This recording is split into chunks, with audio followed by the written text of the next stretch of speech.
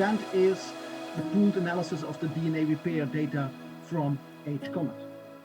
So the DNA damage that we measure in molecular epidemiological studies are actually a balance between the formation of DNA damage and its removal. So when we measure DNA damage at a certain time point, it's actually a snapshot of a dynamic process in which there is continuous formation of damage, for instance, due to exposure to all kinds of compounds.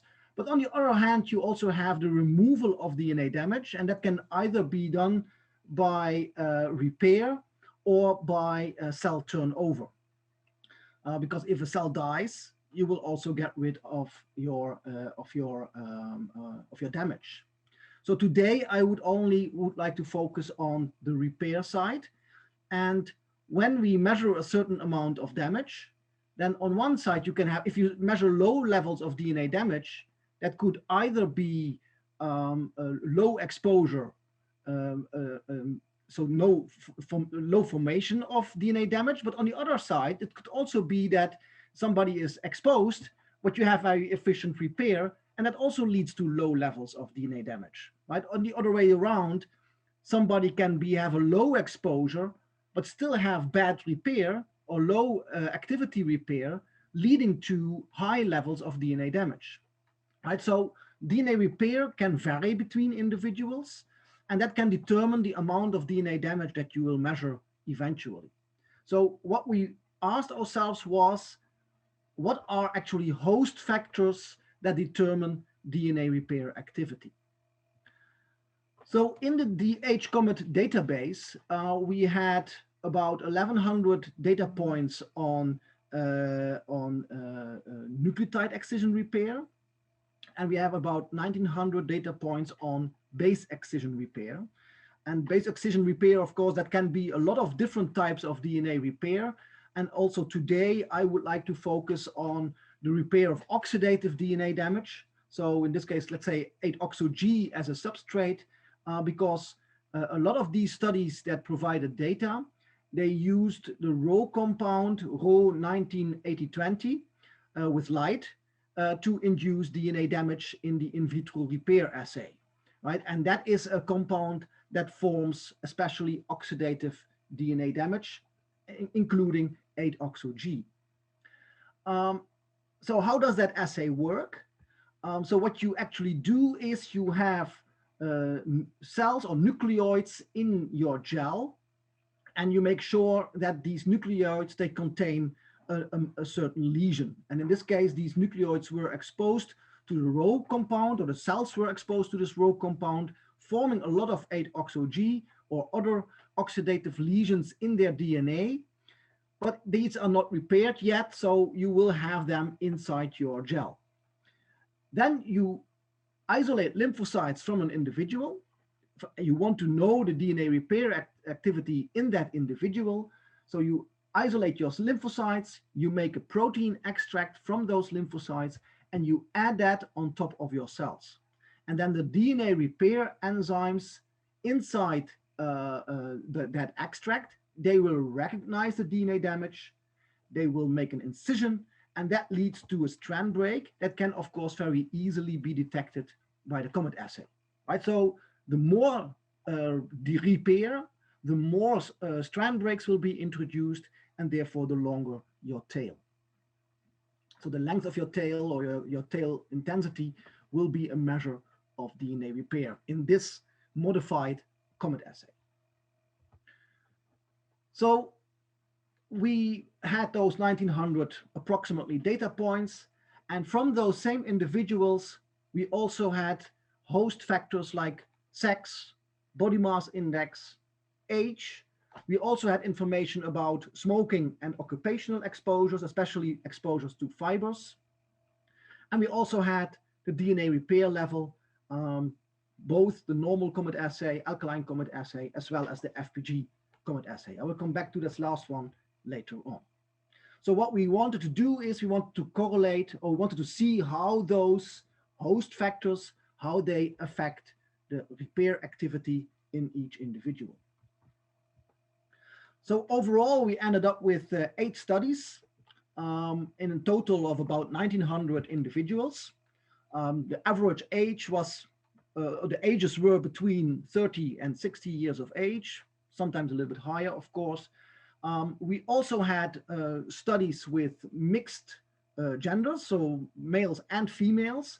Unfortunately, we also had studies in which we had only males or only females. Right, that is a little bit of a difficulty with when you are going to normalize your data, because then you normalize your studies with males to one, and you also normalize the studies with females to that same number. So you attenuate a little bit the underlying relationship. But fortunately, I will show you in a minute that we still found an effect of age despite those differences. We also had body mass index. I will show you that data. But what you also see is that repair data are very variable. Right? Some used visual scoring, some used tail intensity. The values determined that were in which the repair was expressed varied a lot. So therefore, we really needed to normalize the data for each study. And there are different ways of normalizing your data. I have here two examples. So what you could do in the first way, in the easiest form, is you take each value of a study and you divide that by the mean of that study. So what you then will end up with is that all your studies will have a mean of 1, and the coefficient of variance, so the standard deviation divided by your average, that will remain the same within that study. Another way is also to normalize for the standard deviation. Today, I will not show you any data about that. I will only show you the correction as we did with the first method, but I can tell you that the second method actually ended up with very similar results. So standardizing also the standard deviation, or normalizing the standard deviation, did not really matter that much. I think the nicest way of having the first approach is that your value will be a 1 on average, and then you will be higher or lower than 1. Whereas otherwise you would have an average of 0, and then you would have a higher or lower than 0, and negative DNA repair sounds a little bit weird, but that's another discussion. So let's go to the host factors. So what we see is an effect of gender on, or sex, on the base excision repair activity here. We see that females have approximately 10% higher DNA repair or base excision repair than males. And that's quite interesting, because it's also for many types of cancer, we know that females are usually having a lower risk for that same cancer as compared to males. Not all, but for many cases, for many types of cancers, this is the case. Right, so males usually had lower DNA repair activity than females. One of the other host factors that we investigated was age, because we usually think that DNA repair is decreased when people grow older. So what we then did is we analyzed age as well, but then according to the stratified analysis according to sex. And what we then see is that in females, the DNA repair activity did not really change. It tended to go up even a little bit. But in the males, there we saw that indeed the DNA repair activity went down in the oldest quartile, so the people older than 60, 61 years of age. There we see that DNA repair is lowest, and only then we also see a difference with the females, right? So the gender, the sex effect is predominantly seen in the older group, because here you see that it is 0.9, 90% on approximately, and here it's almost 1.1. So the difference is especially in the older age groups, the difference between males and females. Then a third host factor that we established or investigated was body mass index. And there we saw a very intriguing trend, because it was not linear. We made 6 groups. So let's say the underweight persons with the body mass index lower than 20, the normal weight between 20 and 24, the overweight subjects up to 29, then we have the obese subjects with us above 30, and then the highly obese, which would be a BMI higher than 35, and even we had some. This is a small group, only 5 individuals with a BMI higher than 40, which you can really call a morbidly obese subjects. What we saw was, and that's quite interesting, is that in the overweight and obese subjects, we saw that the DNA repair increased.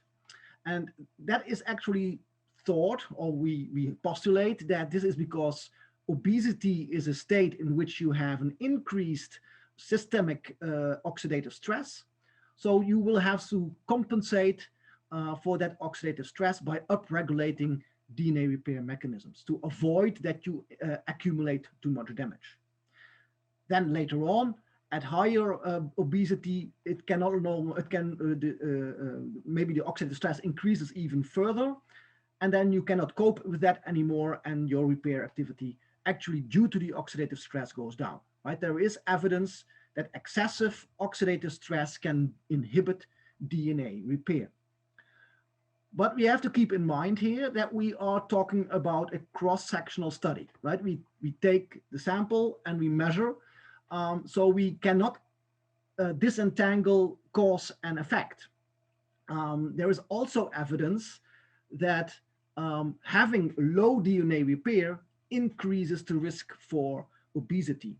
We know, for instance, that animal models in which animal models that are base excision repair deficient, like the OGG1 mouse and the NEAL1 mouse, they all have signs of obesity, right? So on one hand, it can be that that obesity leads to less repair, but it can also be the other way around. And I think that is something we should further investigate in the near future. So we had all those effects. We also look into smoking and occupational exposures, and then especially exposure to fibers. But there we didn't see any effect. And I don't show you these results because of limits of time. But we put them all together in one model and to see whether there is a relationship, which one was the strongest predictor for DNA repair. And what we saw was that the only significant one at the end is sex, right? So females having higher repair than males. And the other ones did not turn out to be significant. Then the last part that I would like to talk about is that high repair, you would usually say, okay, then I also expect less damage. And that's actually what we see, right? So if we make a correlation between the base excision repair on the x-axis and the amount of DNA damage on the y-axis using the FPG COMET assay, and the FPG will recognize the same amount, the same type of damage as your extract in this case, and then you see a trend downwards. There's a lot of variation. The relationship is statistically significant, but as you can see, the line is very shallow, and there is a lot of variation in between. If we would group the individuals with regard to their relative base excision repair as smaller than 1, which means less than the average of the overall population, or higher than 1, which is higher than the average of the whole population, then we clearly see a nice relationship between the amount of DNA repair. So higher repair is related to lower levels of oxidative DNA damage, which is in line with what we expected.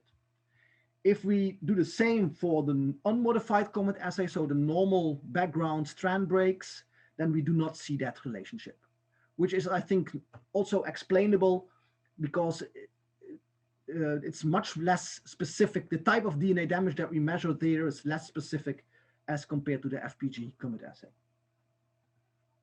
So in I would say that base excision repair activity in this cross-sectional study was related to sex, predominantly sex, with females having more DNA damage repair than males. And we also found some relationship with body mass index, but that was a non-linear relationship and also a little bit more difficult to explain, I think, than the gender differences. And what's also important is to find that a higher repair was related to less DNA damage as detected by the FPG COMET assay. I started my talk with saying that I am the one presenting the data, but it's actually work of a lot of people providing the data, analyzing the data, pulling out the data as much as can. So I have here a list of people that are involved in writing the manuscript of this result. But I'm sure I probably miss people that are also contributed in all kinds of work. I would like to thank you for listening. I would like to thank the organizers for giving me the opportunity to present. And I'm happy to answer some questions. There's one question at the moment asking if you could explain why we see the differences between the sexes in basic scene repair. Yeah, I think the most straightforward answer in this is that hormones play a role, right? If you see sex differences, the most straightforward answer is hormones. What additional to that is that we see with age, in females the repair goes up a little bit, and in males it goes down. Whereas in females, of course, after menopause, you have a lot of changes in hormone levels, and that would be additional evidence. I would say that hormones may play a role in DNA repair, but I don't have a definite answer for that. But I think it's intriguing to see that females, at least in this assay, right, we have more repair as compared to as compared to males. Hello, Roger. Could you please elaborate more on the link between obesity and the reduced DNA repair? Yeah, so obesity is usually thought to be a disease of systematic oxidative stress, which involves systematic oxidative stress. So if you have more oxidative stress, you would expect more DNA damage, and that would lead to maybe compensation with DNA repair. So that's why you see in overweight subjects, or let's say obese subjects, you see an increase in DNA repair activity. And then later on, you see that it's going down if you have these highly obese subjects. And that could be because these people experience so much oxidative stress that compensation is no longer possible, and also oxidative stress can inhibit DNA repair, right? There is some in vitro evidence that inflammation or oxidative stress during inflammation can actually decrease your DNA repair activity. So that will be the one explanation. The other explanation is that DNA repair causes more or less obesity, because we know from a lot of base excision repair knockout animals that they also show signs of obesity. And again, that is something which we cannot explain at this moment, but that will be very interesting to look at in more detail. Considering human biomonitoring studies, should we use lymphocytes as substrate or using cell lines is fine? Yeah, this is always an issue, right? So if you use lymphocytes, it's a different type of tissue than what you are actually interested in. If you, for instance, would like to look into lung cancer, you would rather have a piece of lung as compared to lymphocytes, but that is not possible. For human biomonitoring studies, you have to rely on tissues that are easily accessible. And lymphocytes are easily accessible. Of course, there are more tissues easily accessible, like buccal cells, other types of cells that you can think of, exfoliated cells. I don't know whether they have been used in the repair assay. Sabine, do you know buccal cells? Have they been used in the repair assay? No, not yet, but I tried, but it's difficult. But I think the question is mainly, can you use them as a substrate to make substrate cells, I think.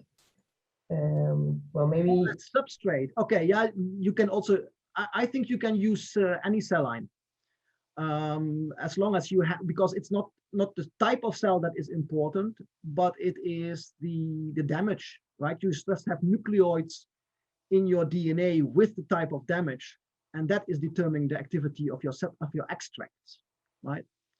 But then for human biomonitoring studies, I would say lymphocytes is at this moment the most suitable, most straightforward cell line to use.